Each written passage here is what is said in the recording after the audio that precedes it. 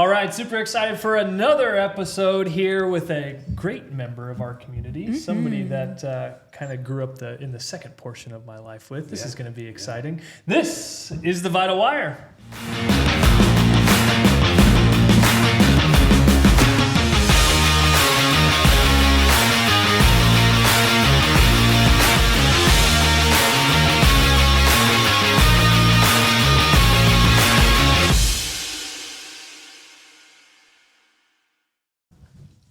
All right, Coach Malach Radigan. Let's go. Francis Howell Central. D1 titles here. Yeah, well, we didn't want to lie to the viewers the first time. Yeah. So D1 Coach Malach Radigan. He is self-proclaimed. Definitely self-proclaimed. He is piggybacked on the coattails of Lindenwood, our alma mater, becoming D1. Right. It was NAIA, D2, as we were at Lindenwood, right? And so now he's far away, graduated and escaped Lindenwood. Aging me. So here's the thing, though.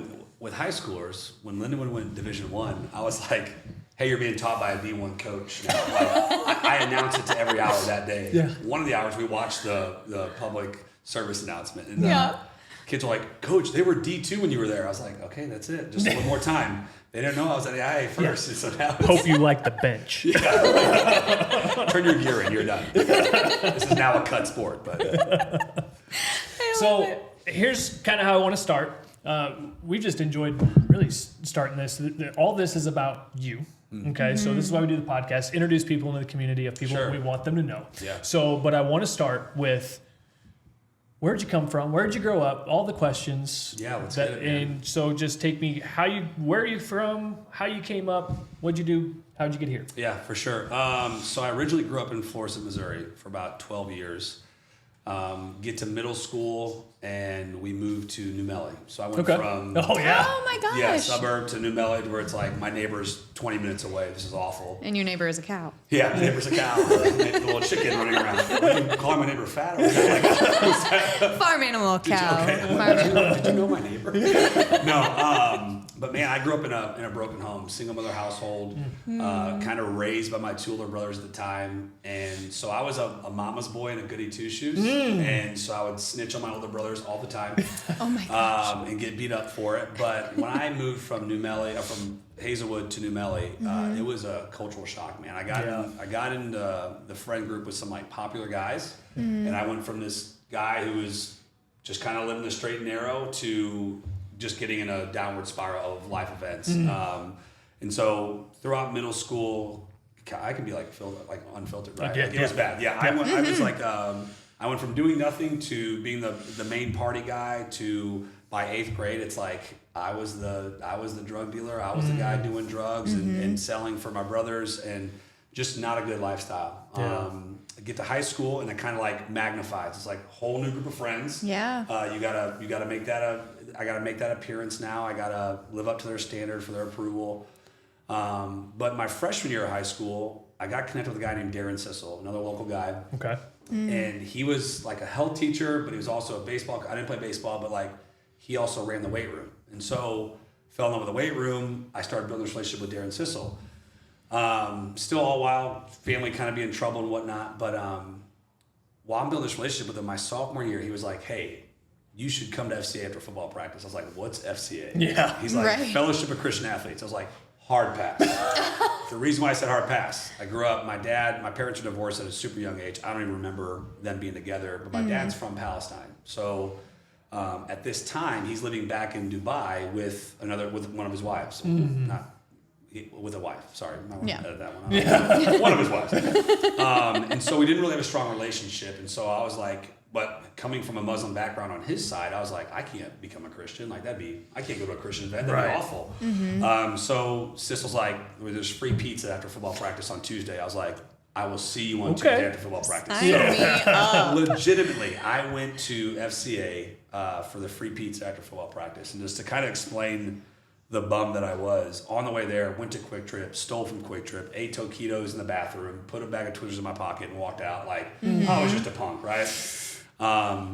And so all that being said, going through this complex of like trying to be an athlete, finding value in all these other avenues of whatever the world had to offer, always leaving me empty, right? Yeah. So through FCA, I'm watching now. I'm a sophomore. I was on varsity, but if you guys know anything about football, an outside linebacker makes a lot of tackles. Yeah.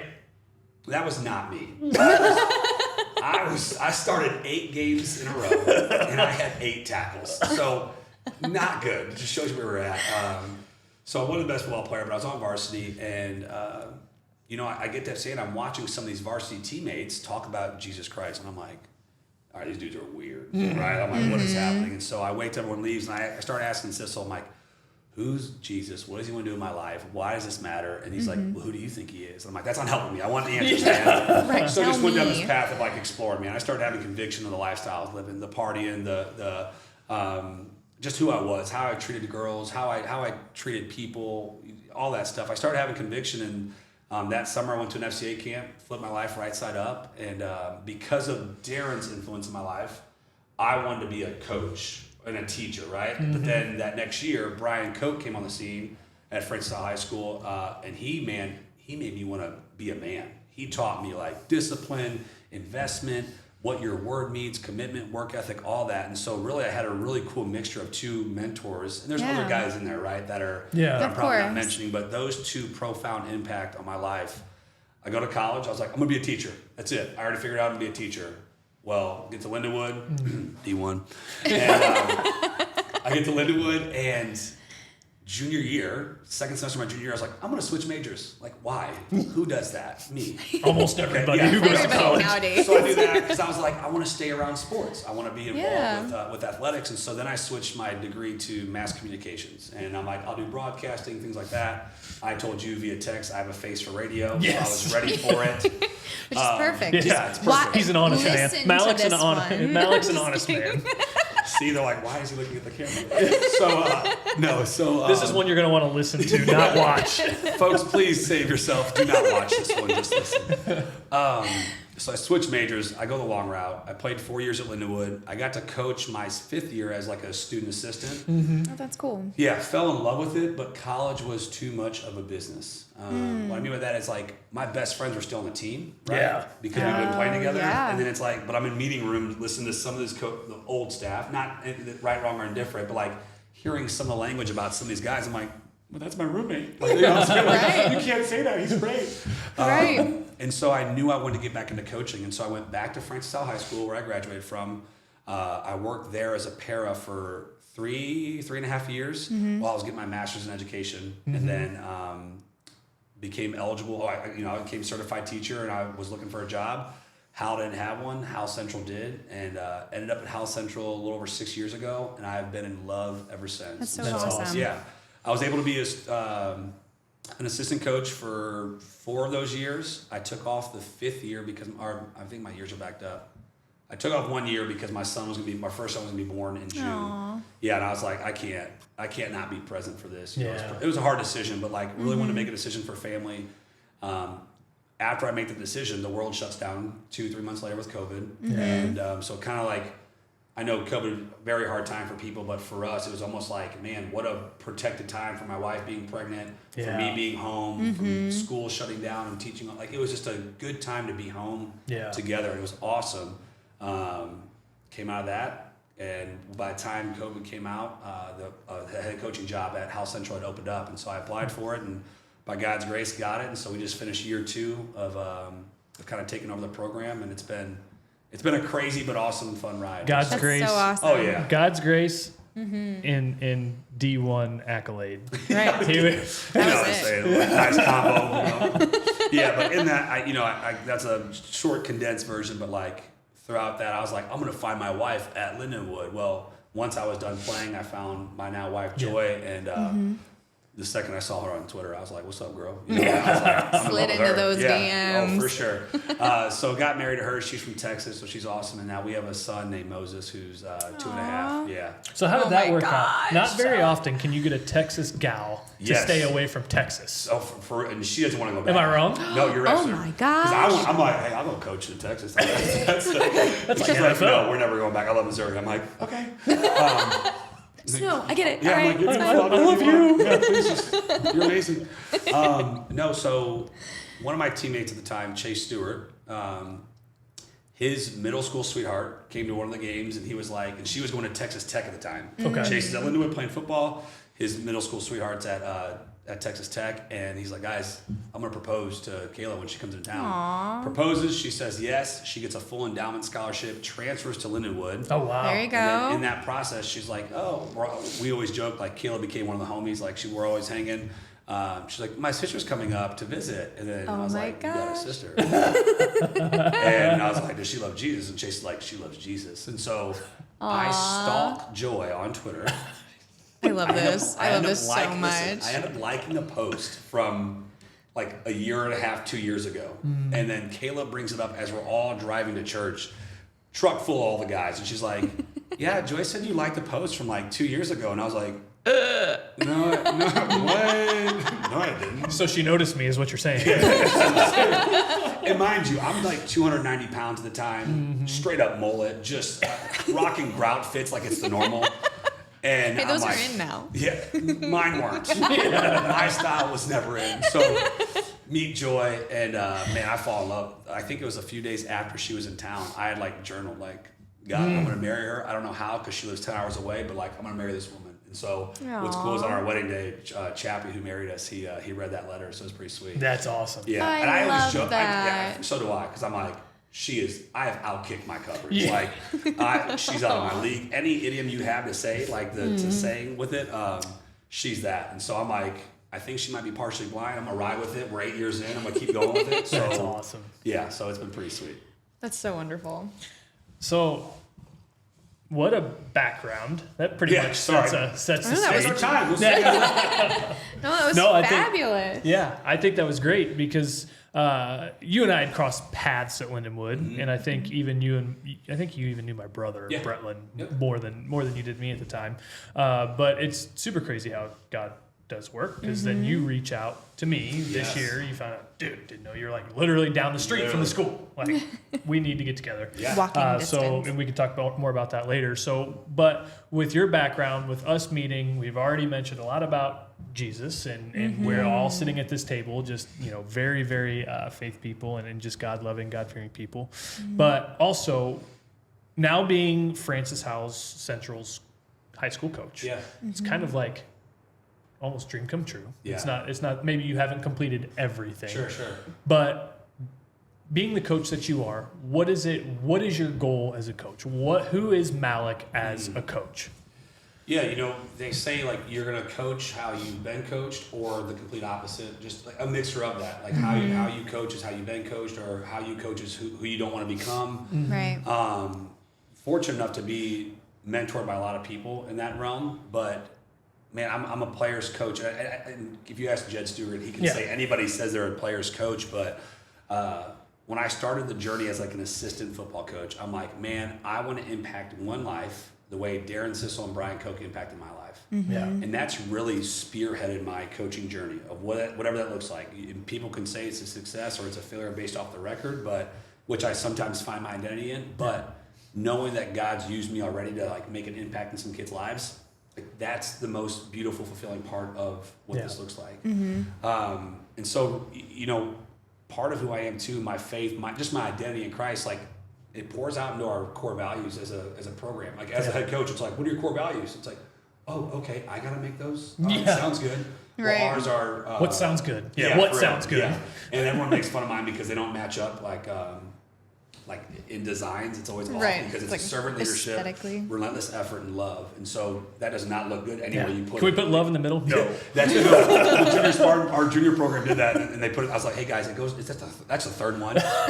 Please, Thank you. please keep it consistent." But so I would love to say that's who I am. Oftentimes, like year one as a head coach, I was struggling, and I probably didn't portray the love of Christ well with my athletes. I probably didn't treat kids as people more than like a product that one year, because there was a lot of stress, and I found my identity in those wins and losses. But year two, man, we had a bunch of growth program wise, but it's like being reminded and getting back to the value of like, man, the kids come first. And I just tweeted this out because we had Rick Jones from Mizzou come clinic us. Yeah. But intention being intentional is, being influential is intentional. And so like reminding us of like the vision and mission, like love these kids, man. Like it's an experience for them, right? Yeah.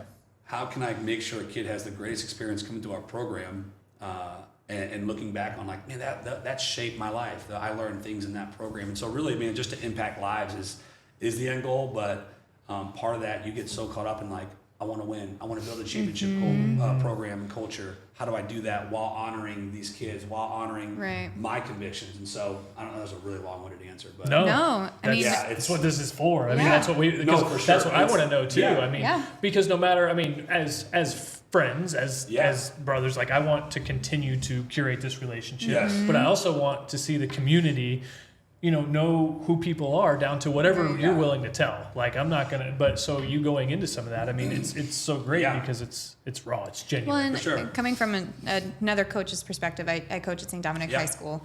Like it's easy to accidentally make them a number as opposed to, really diving into them as a human being. So I totally get that. So good, yeah. It's really hard sometimes to realize that, that win doesn't matter as much as the people that are on your field.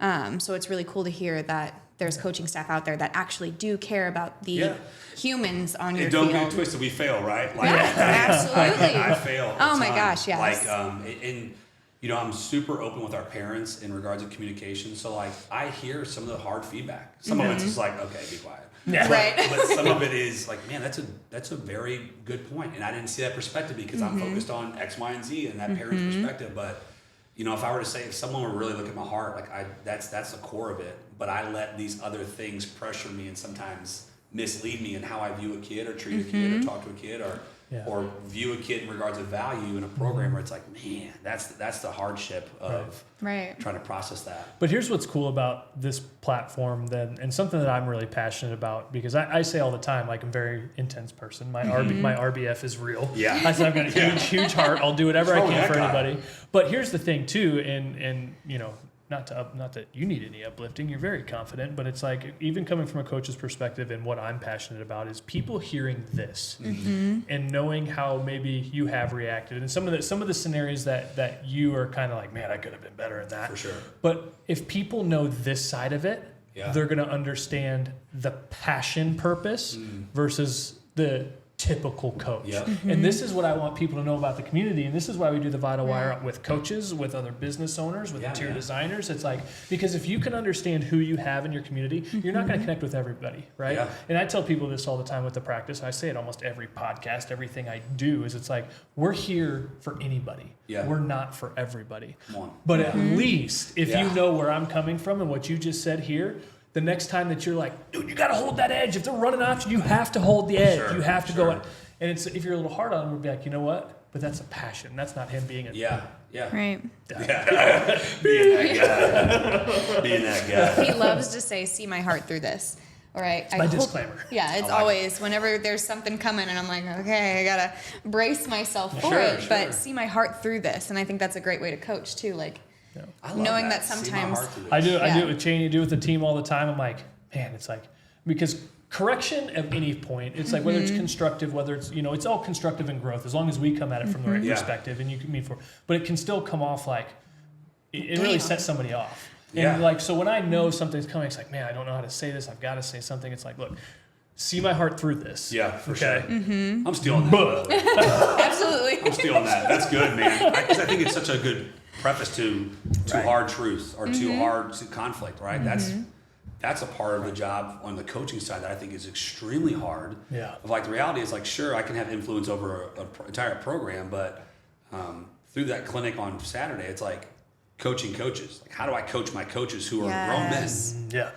Some of them have been doing it way longer than I have. Some of them have wisdom that I'll never have. Like not that level, but it's not about that. But how do I'm going to use that. See my heart through this. Because that conflict is probably my biggest challenge is how do I butt heads with a friend? How do I butt heads with this new guy or whatever it might be? But Right. I'm going to steal that phrase. See my heart through this. Do and then it. just tear them down. No, I'm kidding. Because don't be that guy. It's like, you got to tear them down and build them up. I'm like, okay. Yeah, because that worked. No, Like, I've had experiences like that too. Yeah. Where it's just like I had one in particular. I was away from her for a while, and I had to sit him down and like, look, and this is one of the see my heart through this. I'm like, I'll do whatever you want me to do. I'll cut wood, I'll clean bathrooms, whatever. I ain't here for boot camp. I don't need to be torn down and build back up. Like, I've got a pretty decent foundation. Like, how can I be better? Sure, we sure. do this a little differently. But yeah, so hopefully, so now all you have to do is even your current team, but especially the incomers. It's like, okay, in order for you to understand how this is going to work, you need to listen to the Vital Wire. Listen to my podcast. Because you can only play if you show up to everything and listen to Vital Wire. Right now.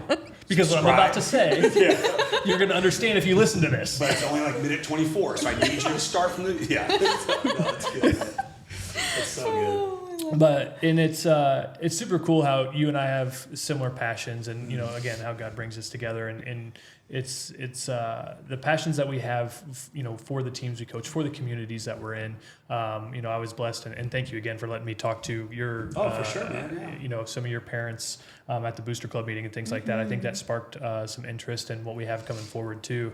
But it's, you know, you mentioned a couple times is you know, this experience for these kids is so important, and to make sure that there is a level of passion and that there is a level of impact and, you know, really that camaraderie, but that drive for something. It's like, but there's also very real situations of, you know, what some of these student athletes go through, what some of these parents and coaches can very much overlook some of the signs and not also coach the parents. And like I said, you know, when we talked at that Booster Club meeting before I spoke, it's like, look, if these parents know what to look for, if we as coaches know what to look for, and one of the things we geeked out about was, you know, the mental health side of things. You know, some of the things that you very briefly and skipped over in your history and your upbringing. It's like we all have it and go through it, and I can just see your passion with how you lead, how you coach, and who you've been since I've known you. That's very, very evident as well, and that's very important again for people to know,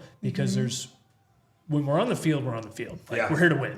Like, let's just be real. We're here to win. We can have fun, and it's more fun winning. Sure, okay? 100%. Yeah. But that was so fun. You're turbo clock. Go home. You are done. But crying? And what else behind the scenes, though, is like, how can we make that bigger impact? Like you said, there's just so much more to this, and I think you have that vision as well, which is why, you know, I really gravitate towards people like yourself. Yeah, for sure. Cool. What's funny is like a mental health thing I do for myself is I have timers on my social media. Addictive personality through and through. So I think TikTok's the greatest app ever created. Okay? Oh my gosh! So I told my wife, I was like, listen, I need limits. I'm going to the bathroom, my legs are numb because I'm sitting there so long. Like, I need you to put a timer on and don't tell me the password. And so, that's funny. Brilliant. Yeah, but look, you got to be dedicated, because if you do it yourself, you're like, I know the password. And you're just on there. Right. So for TikTok, I'm like 10 minutes because that's the best app right there. For Facebook and Instagram, I got 5. And so I remember that day I get on, it's like, time's up. 1 more minute? I'm like, 1 more minute. And I literally saw you with the ad. It's like Cottleville, Howell area. And I was like, you gotta be kidding me. So I was like, babe, unlock some, I need more time. Can you give me 15 more minutes?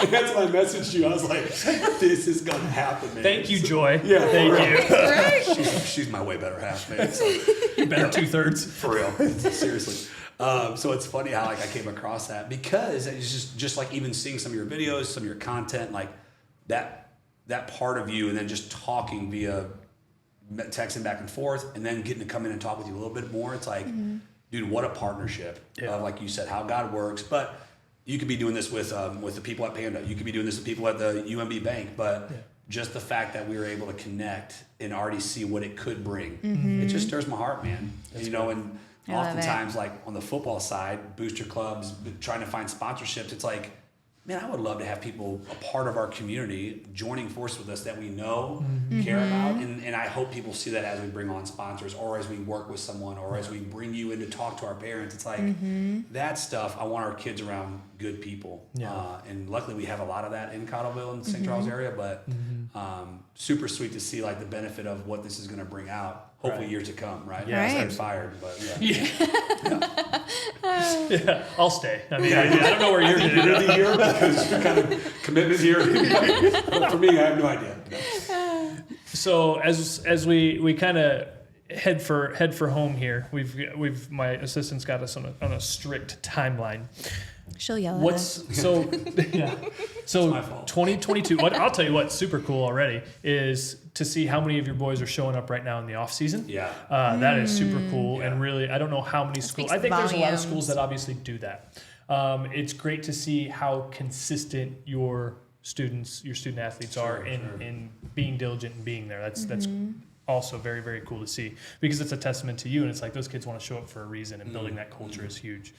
So for 2023, what's 2023 look like as we go into the spring, and then football season's in August? Yeah. What's up? Great question, man. We just graduated 22 seniors. Oh, Yeah. it's So a rebuild. It's a rebuild inside of a rebuild, is like what Yeah. people have been saying, because if you ask some of the GOATs, what I call them, some of the guys who built programs and lasted.